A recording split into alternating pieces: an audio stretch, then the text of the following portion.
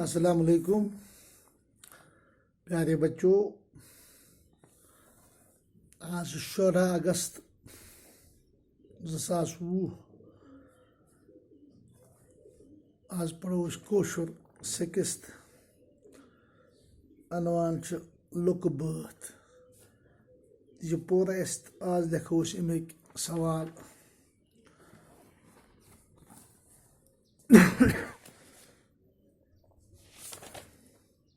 शुदयम lesson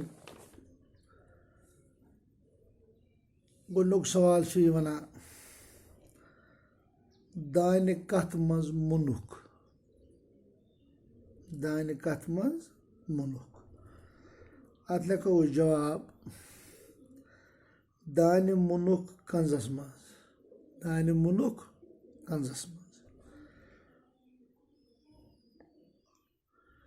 दोयम सवाल plus दान मनाज गर बना दान कंजस मज तोमुल कत मज पिहुक तोमुल कत मज पिहुक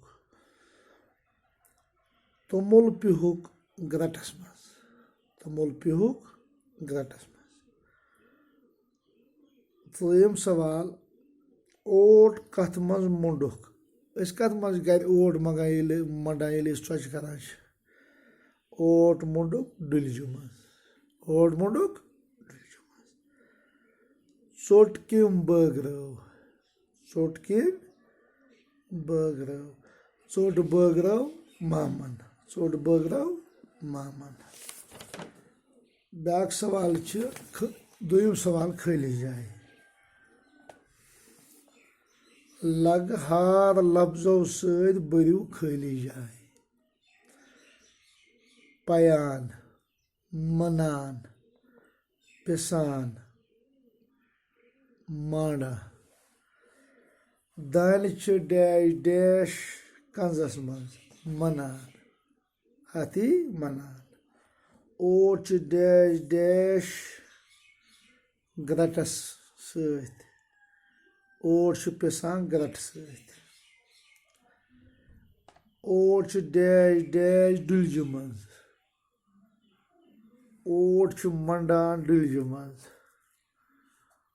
चोट डैश डैश ताव मज चोट पेहान ताव मज चोट पेहान ताव मज। ब्याक सवाल खाली जाए बरिव डुलिज डुलजु यह मिसाल दिसम इथे पे कतिज कतज चंगिज चंगज पतज पतज बतज बतज लसज लसज छावज छावज। यह गो अजुक लेसन तुम लोग बहुत सवाल कर आज